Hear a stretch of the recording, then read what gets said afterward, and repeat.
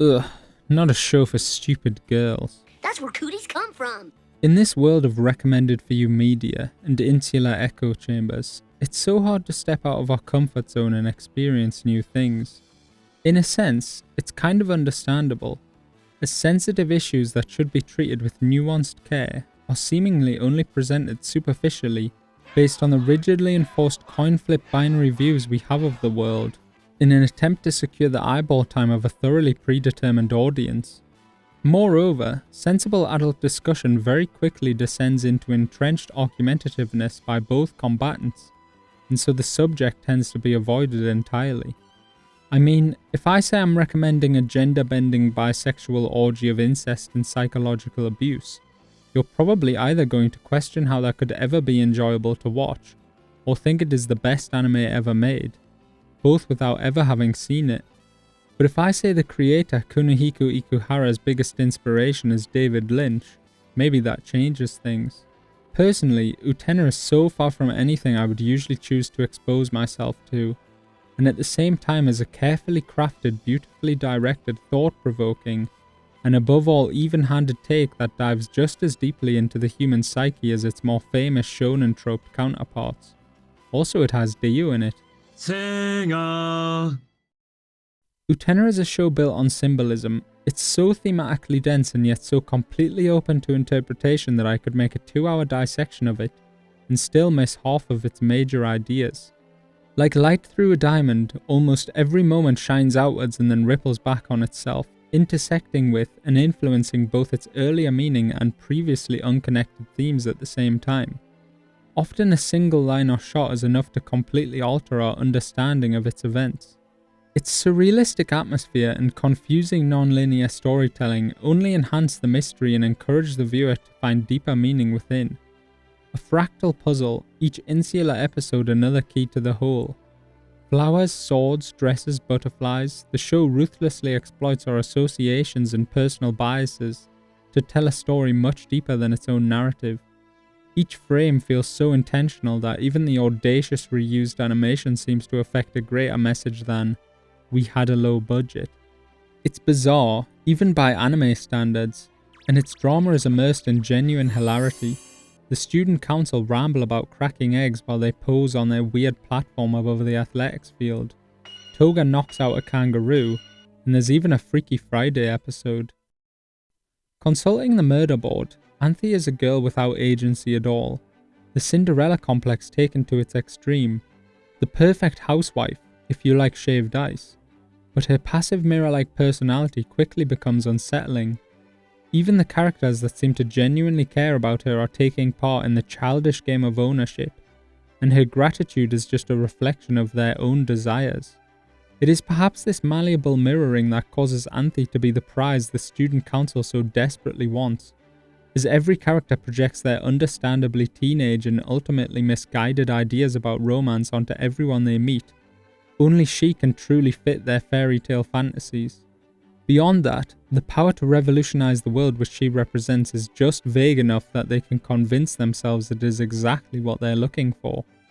Utena's search for her perfect faceless prince allows anyone to step into his shoes, while her desire to be a prince forces her friend to continue as the helpless damsel in distress.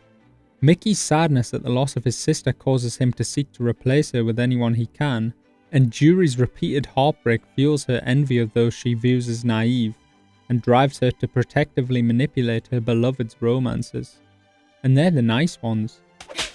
Saionji's insecurity caused by the loss of his friendship with, and his inferiority complex over Toga, inspires his love for the impotent Anthe, and his cold-hearted desperation to prove himself. Toga's facade of chivalry and unbelief in friendship serve as an excuse for his closest companions to become stepping stones for his personal glory, and Nanami's obsessive love for her brother blinds her to see as threats those who should be friends, stopping her from ever entering a real relationship. None of the characters are the true antagonist and personification of evil as we would usually define them.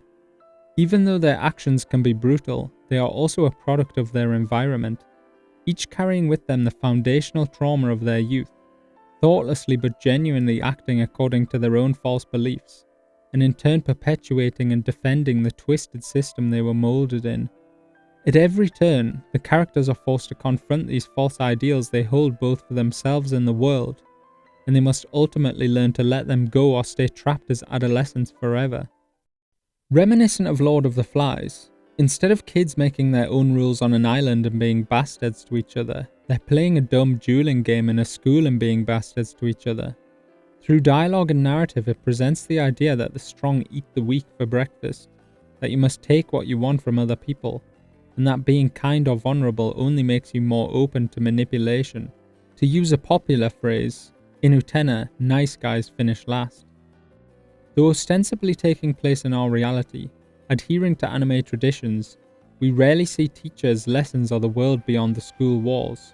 In Utena, this lends a claustrophobic, almost prison-like aspect to the show, and highlights how we are all locked in with our peers, the good and bad alike, for our most formative years.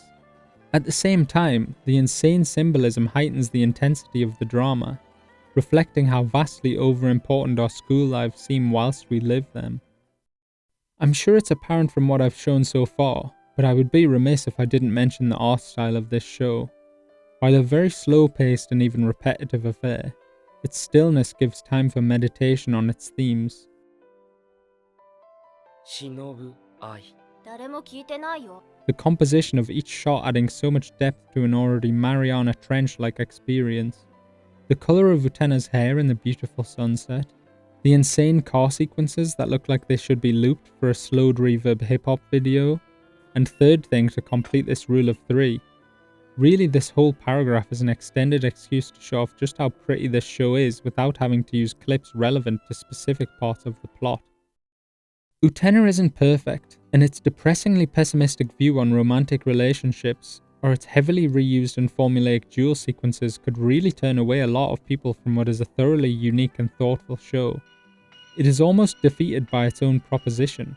Those who would benefit most from the message contained in the shoujo tropes that it utilizes and subverts in equal measure with incredible thematic depth, are the exact same people who would be alienated by its use of those tropes. And there's a certain sense in which its broader strokes are lost on a fan base that is already fully aware of how damaging traditional views on those subjects can be. At the same time, its representation could cause it to be shallowly lauded through that one-dimensional lens, without any consideration or examination of the level of nuance it applies to those subjects. While Utena is brave for breaking away from her traditional role and denouncing the dueling system, in merely switching sides she still perpetuates the flawed prince-princess relationship, and she is hypocritically the biggest participant of the duels for Anthy's ownership. She is both revolutionary and conformist. Utena works so well precisely because it doesn't stoop to the not uncommon superficial pandering one might be inclined to expect. That said, the more associated with a niche this cult classic show becomes, the more I fear it will lose the critical analysis and appreciation of a wider, more varied audience. Instead of arguing amongst ourselves and pushing people away, we can bond over the most awesome art humans have created.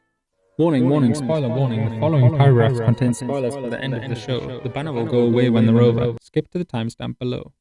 It's a rare example of an ending that is the very best part of a show. By retiring from the duels and leaving the school entirely, Utena shows she has outgrown the whole messed up system.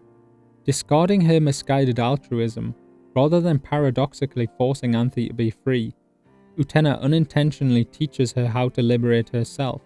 Sometimes, the only winning move is not to play. The duels, the symbolism, they were all bullshit, as they obviously were the whole time. A game devised by an adolescent adult still obsessed with playing Prince, unable to survive in the real world.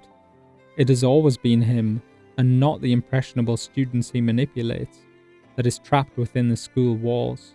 Spoilers end. A story that leaves you thinking about it months or even years afterwards, Utena is well worth the investment. It's a show that I recommend not only on its individual merit, but because it expanded my personal horizons. Regardless of its obsession with bare-chested hairless dudes, I believe it should be experienced by everyone. It duly challenges traditional views in its own recursive interpretations, showing tolerance and care in a thought space that so rarely sees these important qualities. A reminder that we should try to step outside our comfort zone and expose ourselves to new things in the search of fresh ideas and perspectives on the world. In the end, Utena taught me that we can't force our noble ideals onto others. We have to focus on fixing ourselves and hope we can inspire them to follow suit. Thank you for watching and have a great day. Peace.